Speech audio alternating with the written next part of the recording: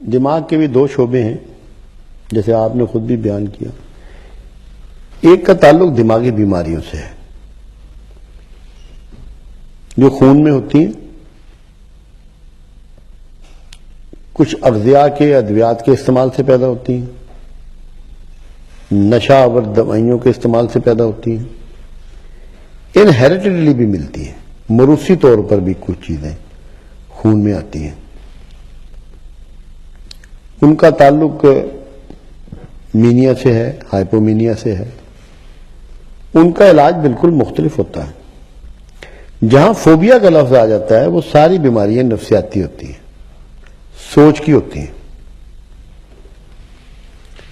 اس کے لیے بہت آسان بات رسول اللہ صلی اللہ علیہ وسلم نے فرما دی، ہم نے اس کو سمجھا نہیں۔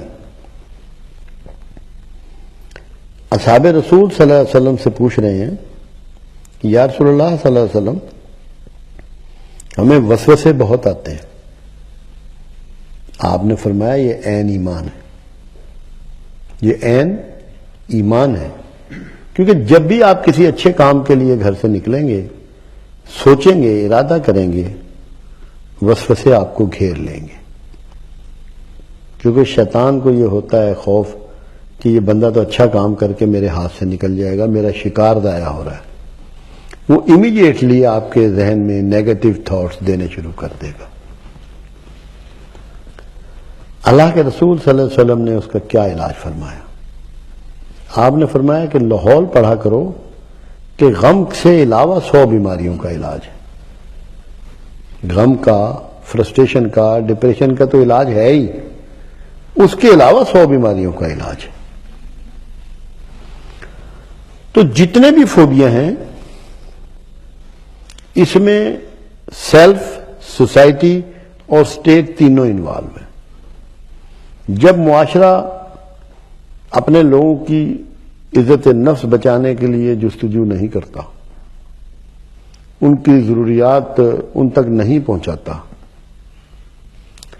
جو ایک ایکویلٹی کا سینس معاشرے میں ملنا چاہیے وہ ان کو نہیں ملتا، تو انسان پھر کچھ خوف اور کچھ لالچ میں ایسا گرفتار ہوتا ہے کہ اسے یہی نہیں پتا چلتا کہ میں بنیادی طور پہ بیماریوں میں پھنس چکا ہوں۔ ہمارے ہاں تو بہت بڑی کمی ہے، پہلے تو نہیں تھی۔ ایک زمانہ تھا کوئی بستی ایسی نہیں ہوتی تھی جہاں کوئی اللہ والا نہ ہو، اور وہ اللہ والا بنیادی طور پہ ماہر نفسیات ہوتا تھا۔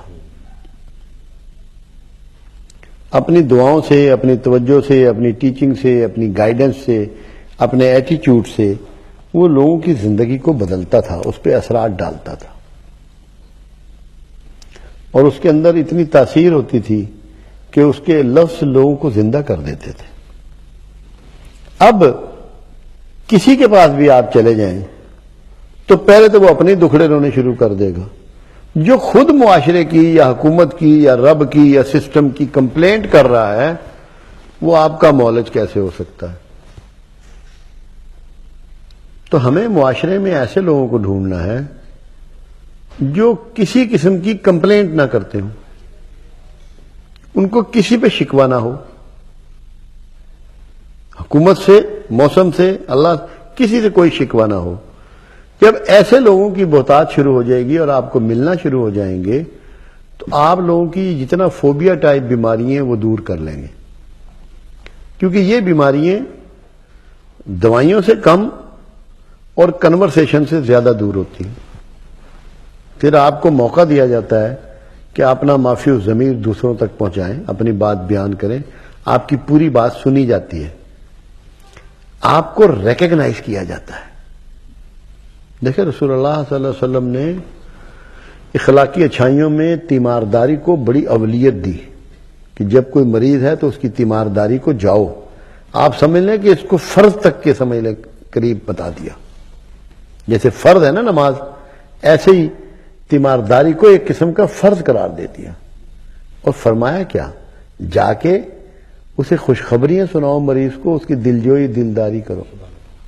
تو جب آپ کے ہاں یہ پریکٹس ہو جائے گی سوسائٹی میں کہ آج خوشخبریاں دینا شروع کر دیں گے، دلجوئی و دلداری شروع کر دیں گے، یہ کیسے ممکن ہے کہ یہ فوبیاز باقی رہ جائیں؟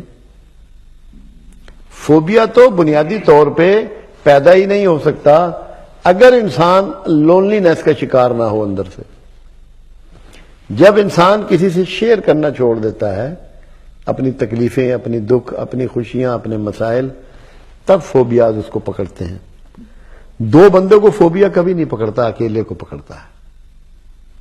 تو اگر ہم مل جل کے رہنا شروع کر دیں، دوستوں کے پاس آنا جانا شروع کر دیں، سپورٹس شروع کر دیں، کوئی کھیل شروع کر دیں، کوئی مشاعرے شروع کر دیں، کوئی ایسی ایکٹیویٹیز جس میں ایک سے زیادہ لوگ ہوں، کوئی مریض ان میں نفسیاتی نہیں رہے گا. نفسیاتی مریض تنہائی میں شیطان اس کو دبوچتا ہے، تنہائی میں اس کو کمزور کرتا ہے. اسی لیے فرمایا نا اللہ کے حبیب صلی اللہ علیہ وسلم نے، اگر دو ہیں تو تیسرا اللہ ہے. تو جب آپ دو ہوں گے تو تیسرا اللہ آپ کے ساتھ کھڑا ہوا ہوگا. تو کوئی بیماری جہاں اللہ ہو وہاں رہ نہیں سکتی.